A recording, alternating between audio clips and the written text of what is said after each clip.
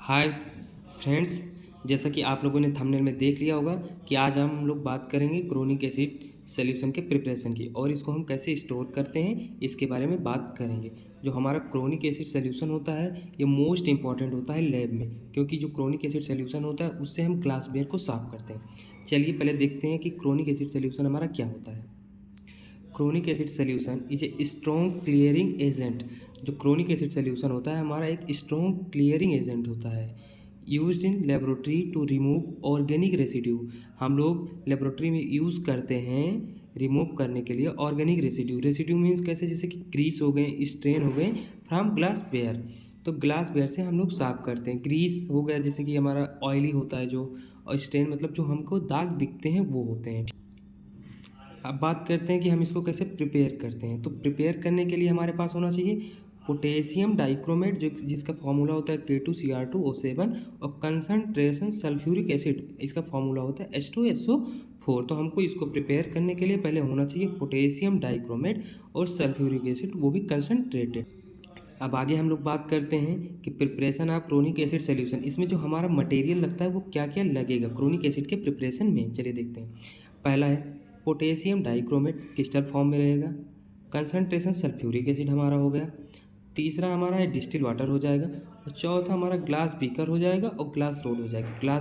Glass beaker में हम लोग बनाएंगे और ग्लास रोड से हम लोग मिक्स करेंगे, ठीक है ना, इतना तो समझ आ गया।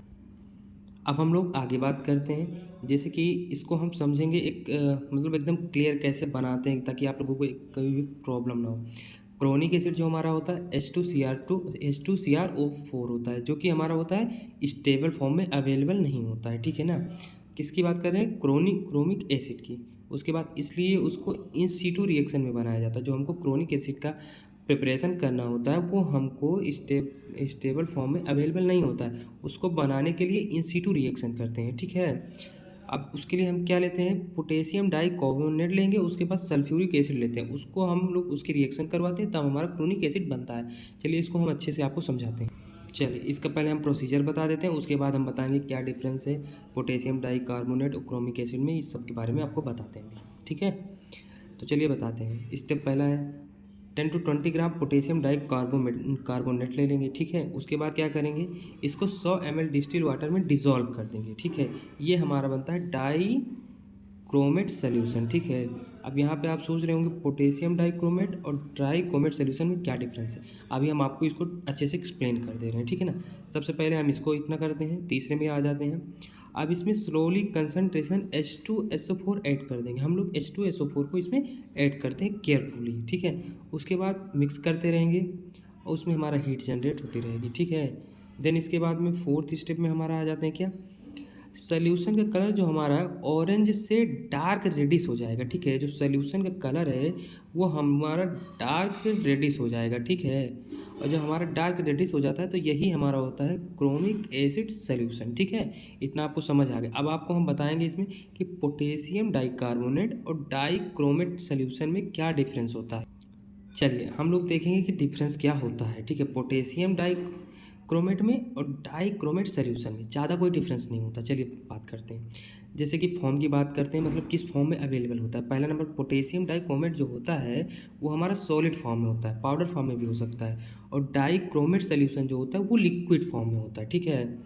स्टेट ये हमारा वही ड्राई है, और ये जो हमारा हो जाता है वो डिज़ोल्व्ड इन वाटर, मतलब कि जब हम इसको डिज़ोल्व करते हैं पोटेशियम डाइक्रोमेट को, जब हम वाटर में डिज़ोल्व करते हैं तो वो हमारा बन जाता है क्या, डाइक्रोमेट सॉल्यूशन, ठीक है। अब बात करते हैं, देखो यूज़, ये हमारा एक रॉ केमिकल होता है और ये रेडी टू यूज़ होता है। हम इसको लैब में रेडी टू यूज़ करते हैं, इसके लिए हमको बनाना पड़ता है, ठीक है, पोटेशियम डाइक्रोमेट।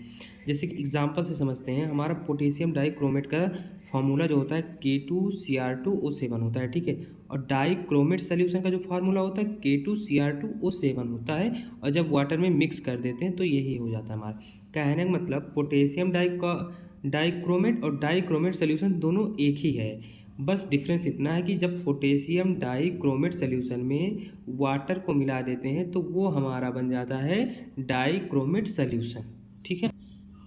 अब हम लोग बात करेंगे कि प्रिकॉशन, मतलब कैसे प्रिकॉशन ज़रूरी होते हैं। जो हमारा प्रिकॉशन ज़रूरी होता है जब हम लोग सॉल्यूशन को प्रिपेयर करते हैं, ठीक है। तो सबसे पहले क्या करेंगे, बियर ग्लव्स पहन लेंगे, मास्क पहन लेंगे और लैब कोट पहन लेंगे। ठीक है, इतनी चीज़ें काफ़ी ज़्यादा इंपॉर्टेंट है। ठीक है, उसके बाद बात करते हैं, प्रिपेयर करेंगे under fume hood in if possible, अगर ये हम मतलब मिल जाए तो उस पर करेंगे। ठीक है, अवॉइड स्किन कॉन्टेक्ट से हम लोग जो है बचेंगे। और हैंडल्ड एसिड केयरफुली, काफ़ी ज़्यादा हम लोग केयरफुली उसको हैंडल करेंगे। तो ये आज चलिए आगे हम लोग बात करेंगे कि हम लोग कैसे स्टोर करते हैं क्रोनिक एसिड सोल्यूशन की। तो स्टोरेज गाइडलाइन में हमारा क्या क्या आ जाता है, चलिए पहला देखते हैं। स्टोर इन ग्लास कंटेनर, पहला नंबर तो हम उसको ग्लास कंटेनर में स्टोर करेंगे। दूसरा, इसमें एक ये हमारी शर्त होती है कि ये हमारा ब्राउन वाटर होना चाहिए, मतलब कि अच्छा होता है, और क्योंकि ये डायरेक्ट सनलाइट से हमको बचाता है, हमको मीन्स हमारा जो क्रोनिक एसिड सोल्यूशन है। दूसरा, कीप कंटेनर टाइटली, हम लोग कंटेनर को टाइटली क्लोज। अब हम लोग आगे बढ़ेंगे तीसरे पे। तीसरा हमारा आ जाता है लेबल प्रॉपरली, हम लोग जो है ग्लास बॉटल उसको हम लोग लेबल करेंगे। पहला नंबर तो नेम लिखेंगे कि हमारा ये क्रोनिक एसिड सोल्यूशन है। दूसरा, उसमें डेट ऑफ प्रिपरेशन, मतलब कब प्रिपेयर करें हैं। तीसरा नंबर, उसमें हजार्ड वार्निंग देंगे कि मतलब ये खतरनाक है। फोर्थ नंबर में आ जाते हैं keep in cool dry place, मतलब कूल प्लेस ड्राई प्लेस पे रखेंगे जिससे कि और सनलाइट से बचाएंगे। ठीक है, उससे दूर रहेगा।